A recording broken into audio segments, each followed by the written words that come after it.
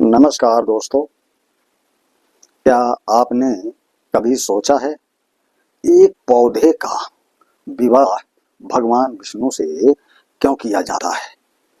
क्यों तुलसी माता को कहा गया है देवी तुलसी, सर्वदेवमयी? और क्यों माना जाता है कि तुलसी विवाह के बाद ही देवता जागते हैं?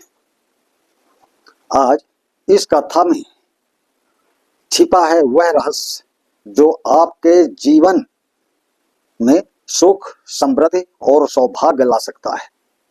लेकिन यदि आप सनातनी हैं तो कमेंट में जय मां तुलसी अवश्य लिखें। दोस्तों, एपी पांडे की पाठशाला में आप सभी मित्रों का स्वागत है। कैसे हैं आप सब? आशा करता हूं कि स्वस्थ होंगे, मस्त होंगे। दोस्तों, मैं हूं एपी पांडे, एस्ट्रोलॉजिस्ट एंड मैथोलॉजिस्ट। आज हम जानेंगे तुलसी विवाह की अद्भुत कथा, पूजा विधि, महत्व और वो रहस्य जो शायद आपने पहले कभी नहीं सुना होगा। तो वीडियो को अंत तक जरूर देखें, क्योंकि जो बातें आज आप जानेंगे वो आपके जीवन में एक सकारात्मक बदलाव ला सकती है। तुलसी विवाह सिर्फ एक अनुष्ठान नहीं है, यह है भक्ति और प्रेम का दिव्य मिलन। कहा जाता है जिस घर में तुलसी विवाह होता है वहां सुख, समृद्धि और सौभाग्य हमेशा बना रहता है। दोस्तों, वहां भगवान विष्णु और माता लक्ष्मी साक्षात निवास करते हैं। देवउठनी एकादशी के बाद कहीं कहीं पे देवउठनी 11 भी बोलते हैं, जब देवता 4 महीने की निद्रा से जागते हैं तो पहला शुभ कार्य जो होता है वह है तुलसी विवाह। तुलसी माता शुद्धता, भक्ति और समर्पण की प्रतीक, शालिग्राम विष्णु का प्रतीक। और जब ये दोनों एक सूत्र में बंधते हैं तो माना जाता है सृष्टि में प्रेम और धर्म का संतुलन पुनः स्थापित होता है। दोस्तों, प्रेम और धर्म का संतुलन। अगर आप भी धार्मिक, रहस्यमयी, ज्योतिष, सामुद्रिक शास्त्र, स्वप्न शास्त्र पसंद करते हैं तो चैनल एपी पांडे की पाठशाला को सब्सक्राइब जरूर करें, क्योंकि आगे आने वाले वीडियो में हम बताएंगे देवउठनी 11 या एकादशी की वो गुप्त कथा जो आज भी हर मंदिर में चमत्कार करती है। अब आइए जानते हैं तुलसी विवाह की पौराणिक कथा। बहुत समय पहले की बात है। एक असुर था जलंधर, जिसकी पत्नी वृंदा बहुत ही पवित्र और भक्ति धर्मपरायण थी। वृंदा की भक्ति इतनी शक्तिशाली थी कि देवता भी जलंधर को मार नहीं पा रहे थे। तब भगवान विष्णु ने लीला की। विष्णु जी ने जलंधर का रूप धारण किया और वृंदा की तपस्या भंग करी।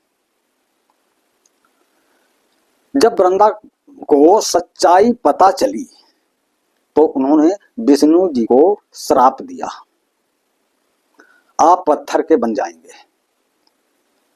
विष्णु जी ने यह श्राप सहर्ष स्वीकार किया और बन गए शालिग्राम। आप लोग देखे होंगे, छोटी सी बटई हर घर में रहती है पत्थर की। और अयोध्या जी में गंडक नदी से जो पत्थर आया था शालिग्राम बनाने के लिए ही आया था। खैर, वो बात अलग है। अभी मैं कहानी में आ रहा हूं, कथा में आ रहा हूं। तो वृंदा ने अपने प्राण त्याग दिए और उनके शरीर से उत्पन्न हुआ एक दिव्य पौधा जो आज तुलसी कहलाता है।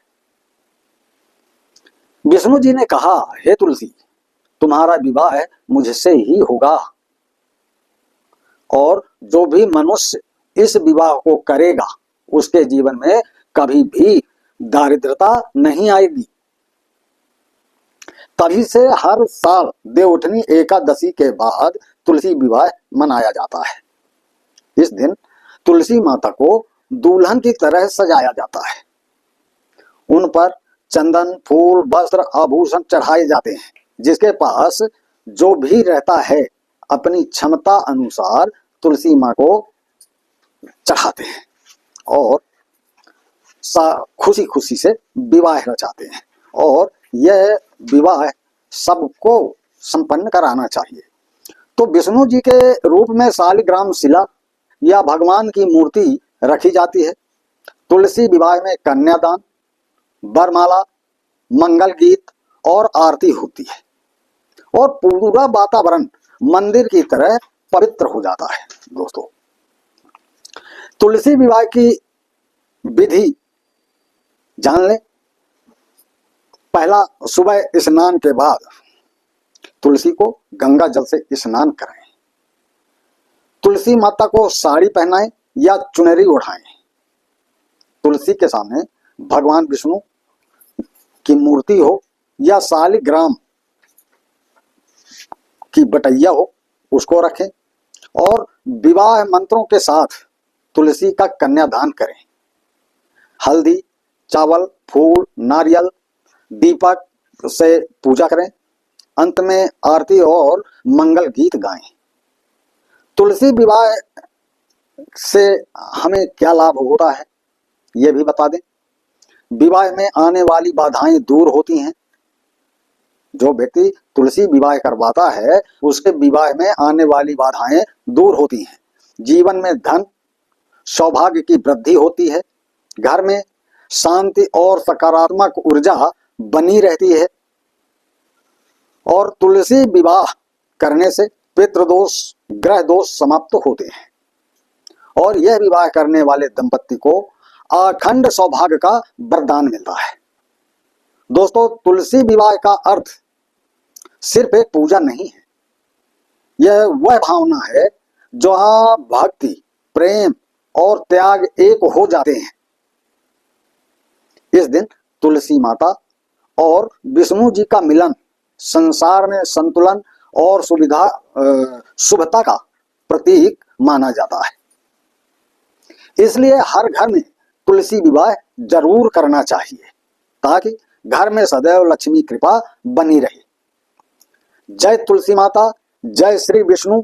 अगर आपको आज की यह कथा अच्छी लगी हो तो वीडियो को लाइक करें, कमेंट में लिखें जय तुलसी माता और एपी पांडे की पाठशाला को सब्सक्राइब जरूर करें। जय हिंद, जय भारत, जय श्री राम, हर हर महादेव।